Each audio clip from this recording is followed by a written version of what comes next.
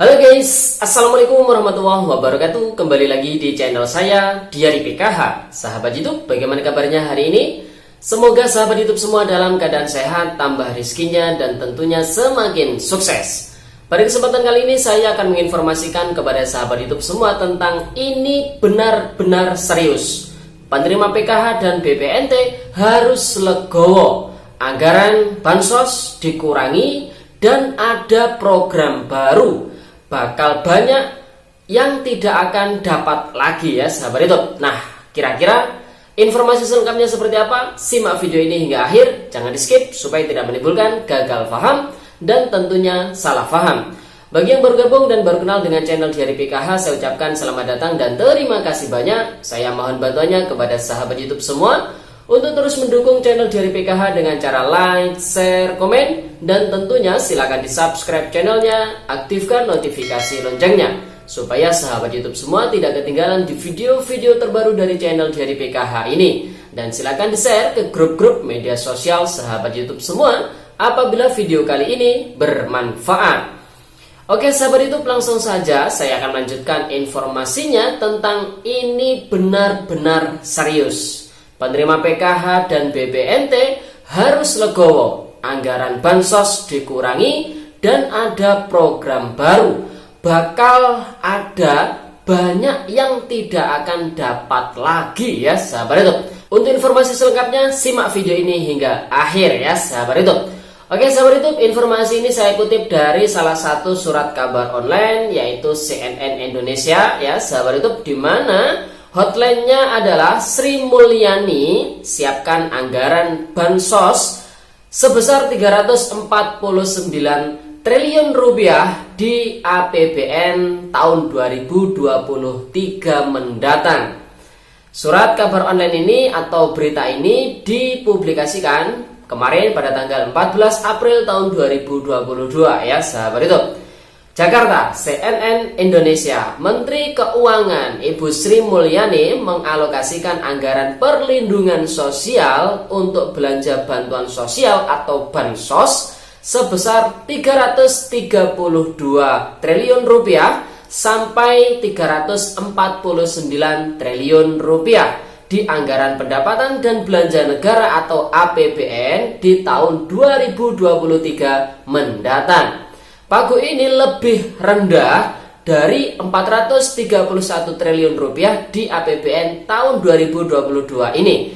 Artinya anggaran untuk bansos di tahun 2023 ini lebih rendah dibanding tahun di 2022 ini ya sahabat YouTube. Artinya anggaran untuk bantuan sosial ini dikurangi sahabat YouTube. Ini untuk tetap menjaga perlindungan kepada masyarakat yang rentan, mendukung perlindungan sosial sepanjang hayat, dan juga mendorong perlindungan sosial yang makin adaptif, kata Ani. Sapaan akrabnya saat konferensi pers di Istana Negara Kamis pada tanggal 14 April tahun 2022 kemarin ya sahabat itu. Bendahara negara mengatakan rencananya anggaran ini akan digunakan untuk meneruskan sejumlah program bansos dari pemerintah. Namun sasaran penerimanya akan terus dikaji ulang ya sahabat itu. Data untuk mereka yang akan mendapatkan perlindungan sosial akan semakin dimutakhirkan, ujarnya. Nah sahabat itu, ini merupakan sebuah warning tentunya, karena setiap penyaluran ini datanya terus dimutakhirkan, maka ada kemungkinan, dan kemungkinannya ini besar sekali, akan banyak yang tidak akan mendapatkan lagi bantuan sosialnya, baik PKH maupun BPNT ya sahabat itu, karena efek pemutakhiran data tersebut. Selain untuk memberikan bansos, anggaran perlindungan sosial juga akan digunakan untuk program baru di Kementerian Sosial, yakni pemberdayaan kepada masyarakat sahabat itu.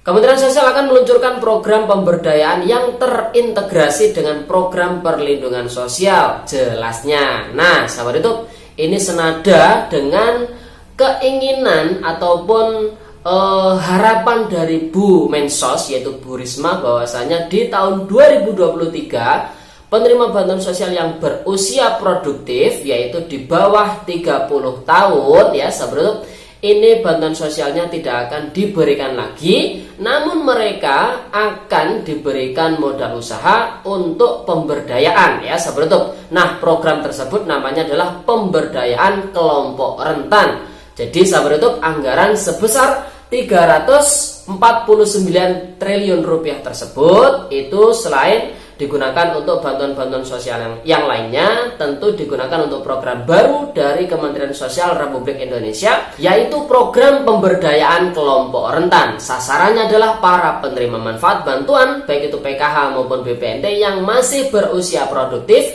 yaitu di bawah 30 tahun ya sahabat. Dan jumlahnya sangat banyak, yaitu sekitar 4 juta penerima. Dan tentunya mereka tidak akan lagi mendapatkan bantuan sosial. Oleh sebab itu, anggaran untuk bansos ini berkurang ya sahabat YouTube dari yang di tahun 2022 ini ya sahabat YouTube. Nah, bisa dipahami ya sahabat YouTube.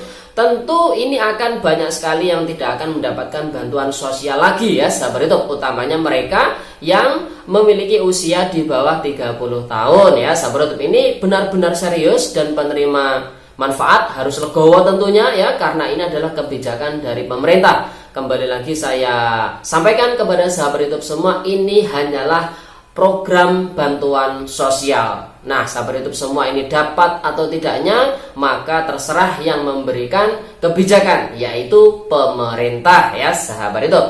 Nah, selain mengalokasikan APBN untuk perlindungan sosial, ANI juga telah menyisihkan dana negara untuk program kesehatan dan pendidikan pada tahun depan atau tahun 2023 pada anggaran kesehatan berkisar 255 triliun. Di mana 116,4 triliun adalah untuk penanganan COVID-19. Alokasi anggaran ini lebih tinggi dari tahun ini, tahun 2022 sebesar 312 triliun. Namun alokasi untuk penanganan COVID-19 lebih tinggi pada tahun lalu, yakni mencapai 190 triliun rupiah. Karena tahun depan diperkirakan COVID-19 sudah tidak lagi menjadi faktor, maka belanja kesehatan yang untuk non-COVID-19 akan menjadi lebih penting.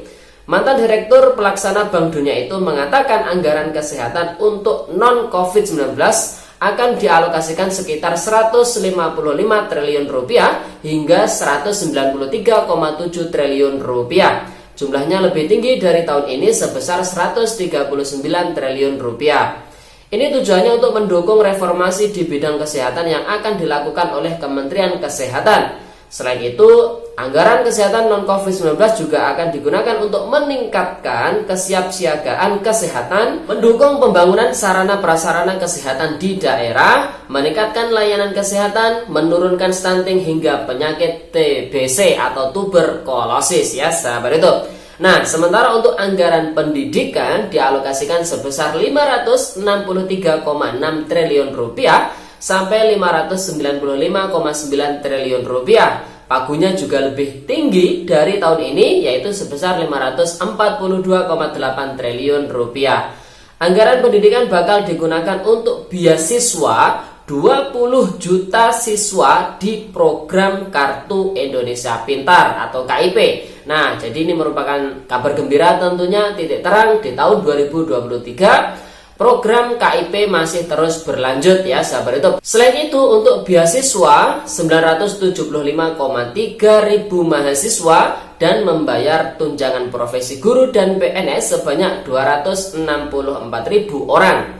Belanja pendidikan juga dipakai untuk operasi sekolah melalui program bantuan operasional sekolah atau BOS. Kemudian untuk biaya program PAUD kepada 6,5 juta anak-anak usia dini. Nah sahabat YouTube, jadi dari informasi ini sudah sangat jelas ya sahabat itu, bahwasannya di tahun 2023 Kementerian Sosial Republik Indonesia akan meluncurkan program baru, namanya adalah program pemberdayaan kelompok rentan, di mana sasarannya adalah para penerima manfaat bantuan sosial baik itu PKH maupun BPNT yang masih berusia produktif di bawah usia 30 tahun ya sahabat itu.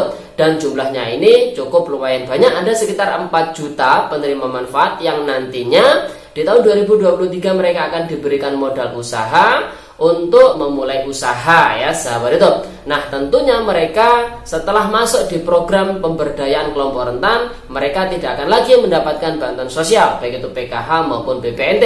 Oleh sebab itu anggaran di tahun mendatang, di tahun 2023 untuk anggaran bansos ini dikurangi ya sahabat YouTube. Oke sahabat YouTube, itu informasinya. Semoga videonya bermanfaat dan sampai jumpa di video-video terbaru di channel Diari PKH yang akan datang. Sekian, terima kasih. Salam PKH. Wassalamualaikum warahmatullahi wabarakatuh.